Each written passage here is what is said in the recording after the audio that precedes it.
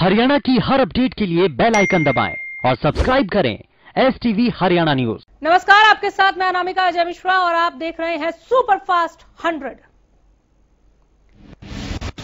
देश में जैसे ही कोरोना की दूसरी लहर कुछ कमजोर पड़ने लगी, वैसे ही किसानों का आंदोलन एक बार फिर तेज हो रहा है। किसान संगठनों की ओर से एक बार फिर दिल्ली कूच की बात कही गई है। इसके लिए दिल्ली यूपी के सीमाओं पर गुरुवार रात से ही ट्रैक्टरों का आना जारी है।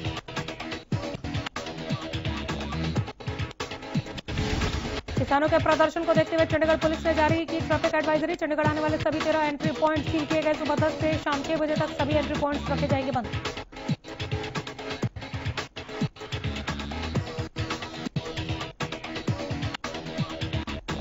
पंचकुला में किसानों और पुलिस में हुआ टकराव। पुलिस द्वारा की गई बैरिकेडिंग तोड़कर आगे के लिए बढ़े किसान। राज्यपाल को ज्ञापन सौंपने के लिए हजारों किसानों ने किया कूच।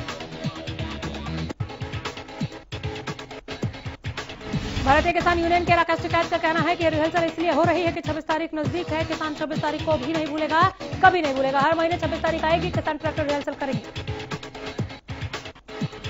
टिकैत ने कहा कि ट्रैक्टर दिल्ली का रास्ता न भूल जाएं, इसलिए इनकी रिहर्सल करनी पड़ती है। हमें उम्मीद है कि सरकार बात करेगी, नहीं बातचीत करेगी तो अगला कदम उठाएंगे। किसान नेता राकेश टिकैत ने कहा कि यह आंदोलन तब तक जारी रहेगा जब तक सरकार मान नहीं लेती किसानों की मांगे। गौरतलब है कि पिछले साल केंद्र सरकार द्वारा लाए गए 3 कृषि कानूनों के खिलाफ हजारों किसान प्रदर्शन कर रहे हैं। दिल्ली के टीकरी, सिंगू और गाजीपुर बॉर्डर पर पिछले साल से ही किसानों का जमावड़ा है। किसान लगातार जिद पर अड़े हैं। जब तक तीनों कृषि कानून वापस नहीं होंगे तब तक बैठे रहेंगे। टीकरी बॉर्डर पर किसानों ने आंदोलन के 7 महीने पूरे होने पर एक ट्रैक्टर मार्च निकाला। यह ट्रैक्टर मार्च बहादुरगढ़ के पकौड़ा चौक से शुरू होकर जाखोदा मोड़, संगकोल गांव से होते हुए बहादुरगढ़ शहर तक जाएगा। बरवाला में बाड़ो पट्टी टोल प्लाजा पर किसानों के धरने में योगेंद्र यादव ने शिरकत की। किसान नेता ने बीजेपी सरकार पर जमकर निशाना साधा।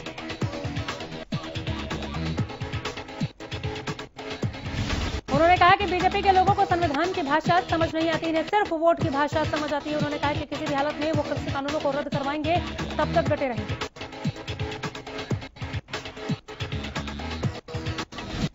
हिसार में किसान नेता योगेंद्र यादव ने प्रेस वार्ता को संबोधित करते हुए कहा कि किसान आंदोलन न झुकेगा न थकेगा।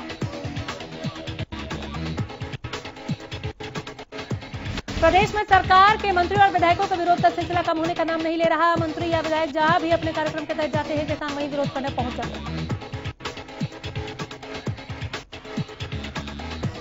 शुक्रवार को करनाल में कष्ट निवारण समिति की बैठक में पहुंचे शिक्षा मंत्री कंवरपाल गुर्जर का किसानों ने विरोध किया। हालांकि पुलिस ने मौके पर ही किसानों को हिरासत में ले लिया।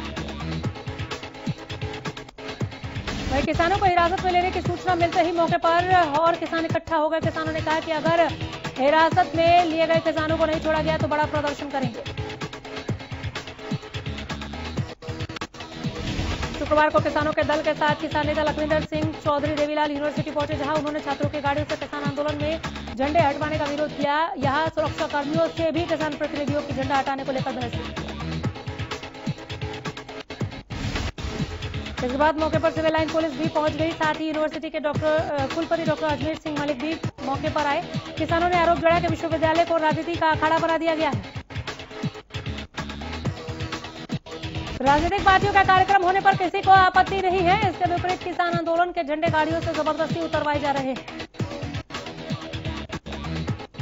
पेट्रोल डीजल की कीमतों में इजाफा थमने का नाम नहीं ले रहा। शुक्रवार को स्थिर रहने के बाद पेट्रोल डीजल की कीमतों में एक बार फिर जबरदस्त उछाल देखने को मिला। दिल्ली में पेट्रोल और डीजल की कीमतें 35 पैसे प्रति लीटर बढ़ गई। बढ़ोतरी के बाद राजधानी में पेट्रोल के दाम 98 रुपए से ज्यादा और डीजल के दाम 88 रुपए से ज्यादा है प्रति लीटर।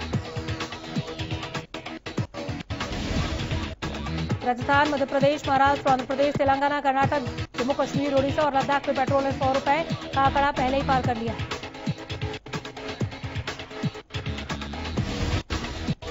मेट्रो शहरों में मुंबई, हैदराबाद, बेंगलुरु में पेट्रोल पहले ही 100 रुपए प्रति लीटर से ऊपर है। आपको बता दें कि 1 मई से अब तक तेल की कीमतों में 30 बार बढ़ोतरी हुई है। इस बढ़ोतरी से दिल्ली में पेट्रोल की कीमत में 7 रुपए 71 पैसे और डीजल 8 रुपए 12 पैसे की बढ़ोतरी हुई। देश में पिछले 5 दिनों में दूसरी बार कोरोना संक्रमण 50,000 से कम मामले दर्ज किए गए। स्वास्थ्य मंत्रालय के ताजा आंकड़ों के मुताबिक बीते 24 घंटों में 48,698 नए केस सामने आए। 1183 जाने गई। देश में लगातार 44वें दिन कोरोना संक्रमण के नए मामले दर्ज किए गए। 24 घंटे में 64,818 लोग कोरोना से ठीक हुए, यानी एक दिन में 17,303 एक्टिव केस कम हुए। अब तक देश में 31 करोड़ 50 लाख से ज्यादा लोगों को कोरोना वैक्सीन की डोज दी जा चुकी है। देश में कोरोना से मृत्यु दर 1.31% है, जबकि रिकवरी रेट 97%। कोरोना एक्टिव केसों के मामले में भारत का दुनिया में तीसरा नंबर है, जबकि कुल संक्रमितों की संख्या के मामले में भारत दुनिया में दूसरे नंबर पर है।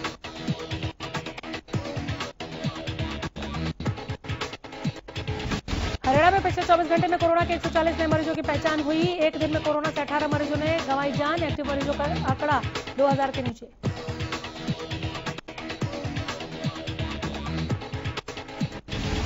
हरियाणा में डेल्टा प्लस वेरिएंट का पहला मामला आया सामने। फरीदाबाद में मिला डेल्टा प्लस वेरिएंट का मरीज। स्वास्थ्य मंत्री बोले सरकार तैयार।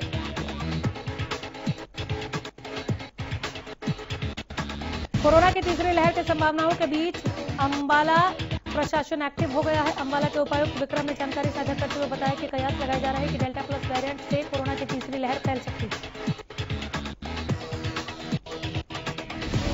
इसके मद्देनजर अंबाला जिले में इससे बचाव के लिए युद्ध स्तर पर कार्य किए जा रहे हैं। उन्होंने बताया कि सबसे पहले तो हमने आज से ही जितने भी सरकारी विभागों में कर्मचारी काम करते हैं उन सबके फैमिली मेंबर्स को भी कोरोना वैक्सीन लगवाने का निर्णय लिया है।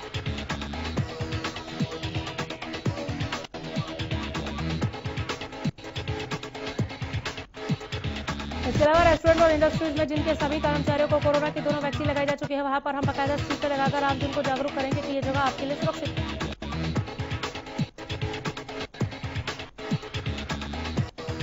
साइबर सिटी गुरुग्राम में सरकारी केंद्रों पर जल्दी लोगों को स्पुतनिक वैक्सीन लगाई जाएगी। देश में पहली बार किसी सरकारी केंद्र पर स्पुतनिक वैक्सीन लगाई जाएगी। गुरुग्राम के civil surgeon doctor Virendra Yadav की माने तो सीएसआर के तहत गुरुग्राम स्वास्थ्य विभाग को स्पुतनिक वैक्सीन मिलेगी, जिसके बाद ये लोगों को मुफ्त में लगाई जाएगी। जुलाई के शुरुआती सप्ताह में स्पुतनिक वैक्सीन सरकारी केंद्रों पर उपलब्ध होगी। दरअसल गुरुग्राम के एक निजी अस्पताल में स्पुतनिक वैक्सीन का ट्रायल हुआ था, जिसके बाद अब वैक्सीन लोगों को भी लगाई जा रही है, लेकिन पूरे देश में किसी भी सरकारी केंद्र पर स्पुतनिक वैक्सीन नहीं लगाई जा रही है।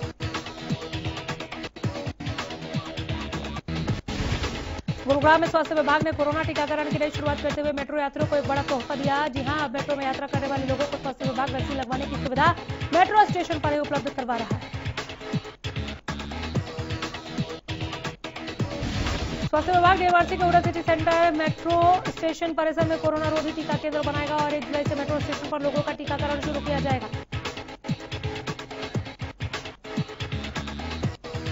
रोज 250 लोगों को टीका लगाया जाएगा। 200 को पहली डोज, 50 को दूसरी डोज लगाई जाएगी। कोविशील्ड ही लगेगी। टीकाकरण करवाने वाले लाभार्थियों को अपना आधार नंबर, फोन नंबर देना होगा। गुरुग्राम के civil surgeon doctor Virendra Yadav ने कहा कि डीएमआरसी के अधिकारियों के साथ मिलकर तैयारी हो गई है।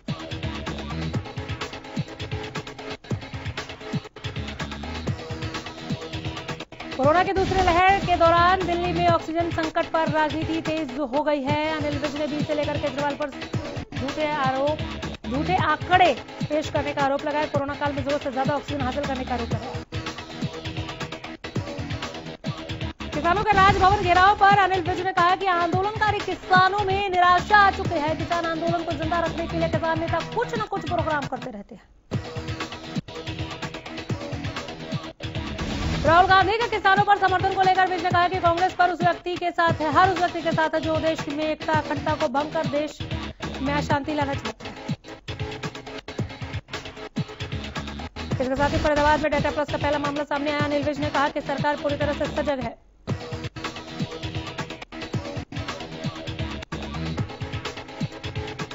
कोरोना की दूसरी लहर के दौरान दिल्ली में ऑक्सीजन संकट पर राजनीति तेज हो गई है। प्रदेश के गृह मंत्री अनिल विज ने 20 से लेकर दिल्ली सरकार को निशाने पर लिया।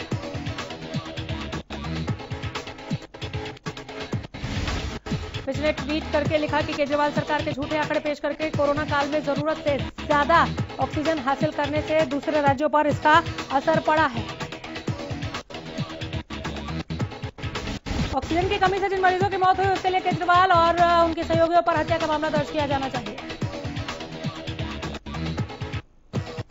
इसके साथ ही अनिल विज ने कुछ स्तरीय समिति गठित करके इसकी जांच करवाने की भी मांग की। उन्होंने कहा कि यह भी पता लगाना चाहिए कि कहीं जरूरत से ज्यादा ऑक्सीजन को बेचकर दिल्ली सरकार ने मुनाफा तो नहीं कमाया।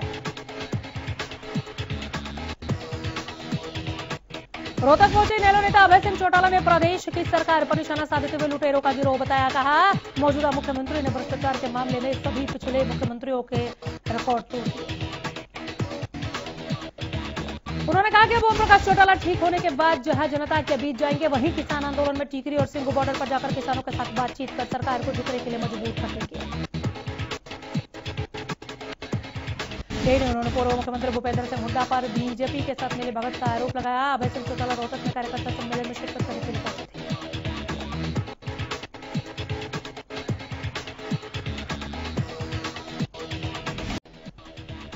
अंतर्राष्ट्रीय नशा निरोधक दिवस के मौके पर टोहाना में डीएसपी की अगुवाई में जागरूकता साइकिल रैली का आयोजन किया गया, जिसका मकसद आमजन को नशे के प्रति जागरूक करना है। उन्होंने कहा कि आज की जागरूकता रैली का काफी प्रभाव देखा गया है। इस कार्यक्रम में बच्चे, युवा और स्थानीय नागरिक शामिल हुए।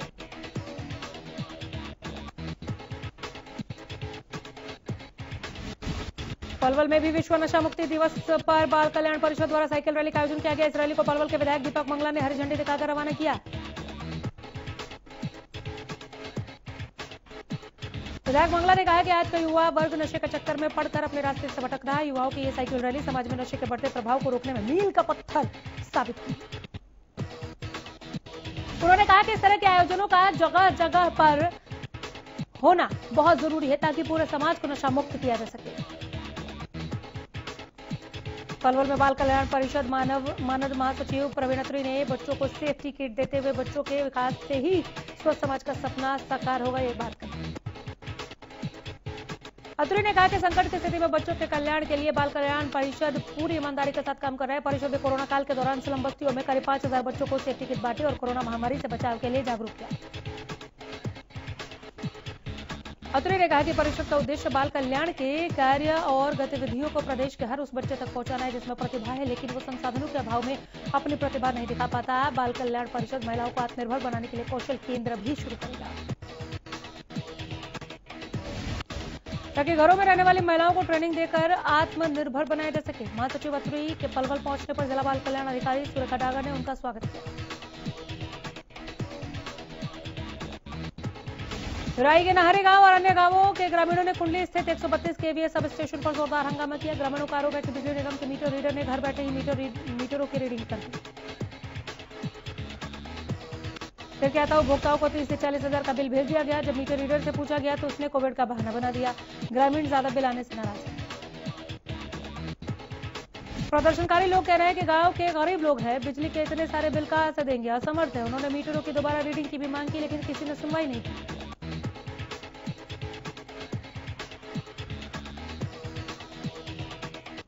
फिर ग्रामीणों को 132 केवीए सब स्टेशन कुंडली में रोष प्रदर्शन के लिए आना पड़ा। एसडीओ ने आश्वासन दिया है जांच कराएंगे। बहादुरगढ़ में महंगाई के खिलाफ सड़कों पर उतरी कांग्रेस लाल चौक पर पुतला फूंककर सरकार के खिलाफ नारेबाजी करती दिखी। पेट्रोल डीजल के दाम कम करने की मांग उठाई। टोहाना के गांव मुंडलाना में एक हफ्ते से बिजली समय पर नहीं आने पर गुस्साए ग्रामीणों ने 132 केवी पावर सब स्टेशन पर प्रदर्शन कर अपना विरोध प्रकट किया। आपको बता दें कि भीषण गर्मी में बिजली कट से गांव वालों को भारी दिक्कतों का सामना करना पड़ रहा था। रोजमर्रा के कामों में भी दिक्कतें आ रही थी। गांव में बिजली दिन में 1 या 2 घंटे ही आती है।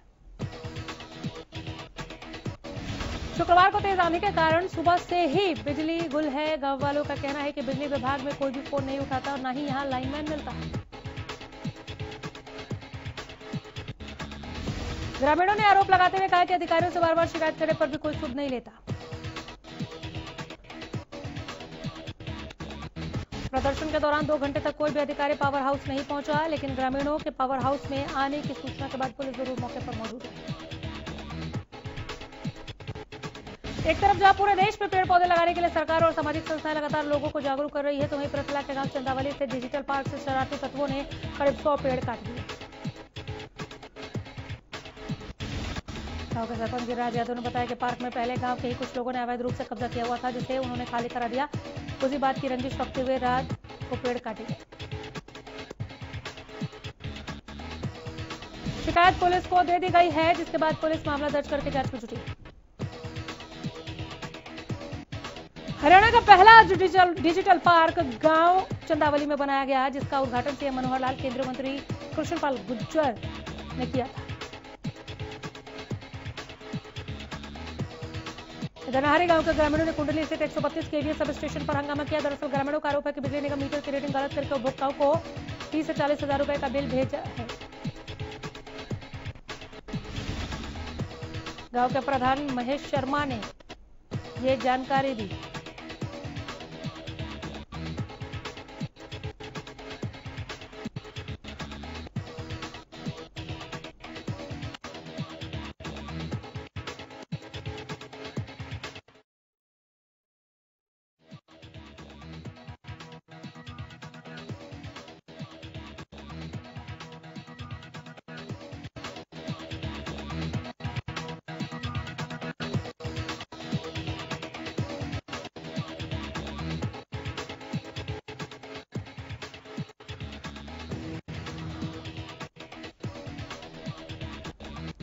जब मीटर रीडर से पूछताछ की गई तो कोविड का बहाना बनाया गया। ग्रामीणों की शिकायत पर एसडीओ सतीश गोयत ने मामले की जांच कराने का आश्वासन दिया। अंबाला में पुलिस द्वारा अवैध शराब की तस्करी करने वालों के खिलाफ कार्रवाई शुरू की गई। मुहिम रंग लाया है। आए दिन पुलिस द्वारा अवैध शराब तस्करों को गिरफ्तार किया जा रहा है। इसी कड़ी में अंबाला शहर चौकी नंबर 3 के इंचार्ज जगाधरी गेट के पास इन्होंने छापेमारी की। एक तस्कर के पास से 12 बोतलें अंग्रेजी शराब की, 14 देसी शराब की बोतलें बरामद हुई। पुलिस ने तस्कर को गिरफ्तार करके मामला दर्ज कर लिया। कैथल में बेरोजगार युवक युवतियों को फर्जी कॉल सेंटर खोलकर नौकरी और लोन का झांसा देकर नकदी हड़पने का मामला सामने आया है।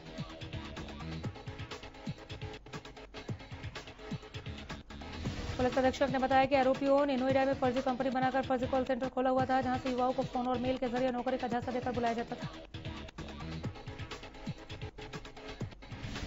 नौकरी में अप्लाई किए जाने के बाद आवेदन करने वालों को ज्वाइनिंग लेटर देकर नकदी ऐंठ ली जाती थी और लोन के लिए 10 फाइलों का टारगेट दिया जाता था, जिसमें हर फाइल के साथ 4100 रुपए जमा करवाने होते थे। पुलिस ने शिकायत पर संज्ञान लेते हुए मुकदमा दर्ज कर जांच का जिम्मा कैथल की स्पेशल साइबर अपराध शाखा को सौंपा था। जांच के बाद साइबर अपराध शाखा द्वारा नोएडा स्थित कॉल सेंटर में दबिश देकर 3 आरोपियों को दबोचा गया।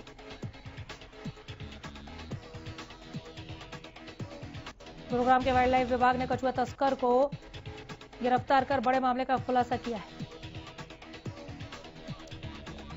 दरअसल वाइल्ड लाइफ विभाग के अधिकारियों को शिकायत मिल रही थी कि सेक्टर 7 का रहने वाला भव्य नाम का युवक विलुप्त प्राय कछुआ की तस्करी को अंजाम दे रहा है।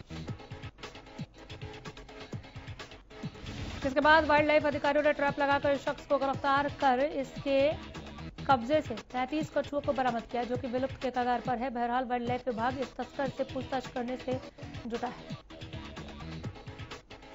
सोनीपत के गांव मुरथल में कोऑपरेटिव बैंक की शाखा में बोगस दस्तावेज तैयार कर 2,95,90,000 का गबन करने का मामला सामने आया।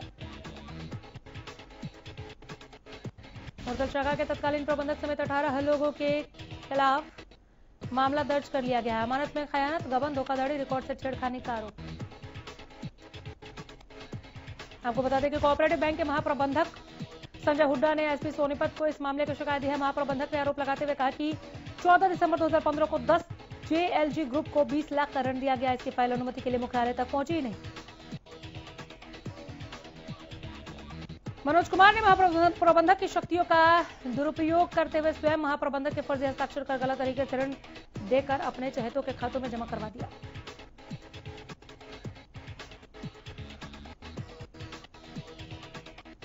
फरीदाबाद में एक बार फिर हरियाणा न्यूज की खबर का असर हुआ है। दरअसल हरियाणा न्यूज ने फरीदाबाद के मलेराना रोड पर बने हुए एक स्विमिंग पूल में कोरोना के नियमों के धज्जियां उड़ाते हुए पार्टी करने वालों की खबर को प्रमुखता से दिखाया था। फिर क्या था, पुलिस हरकत में आई और स्विमिंग पूल पर दबिश देने पहुंची। 1 दर्जन से ज्यादा युवक युवतियों को अरेस्ट किया गया। अब हरियाणा न्यूज पर खबर दिखाए जाने के बाद पूल संचालक के खिलाफ भी केस दर्ज हुआ है। मामले की जांच की जा रही है।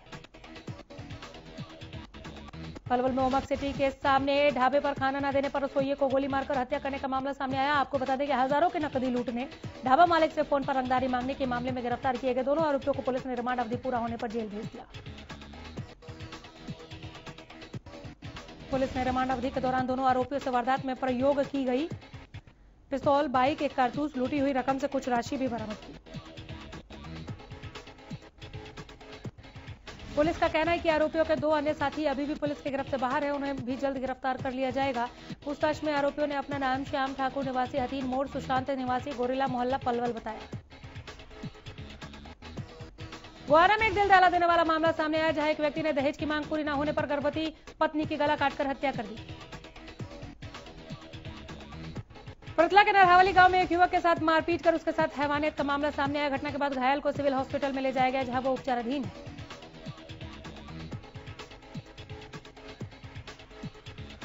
बहादुरगढ़ के आधुनिक औद्योगिक क्षेत्र के चप्पल फैक्ट्री में भीषण आग लग गई। सूचना पाकर मौके पर फायर ब्रिगेड की टीम ने कड़े मशक्कत के बाद आग पर काबू पाया।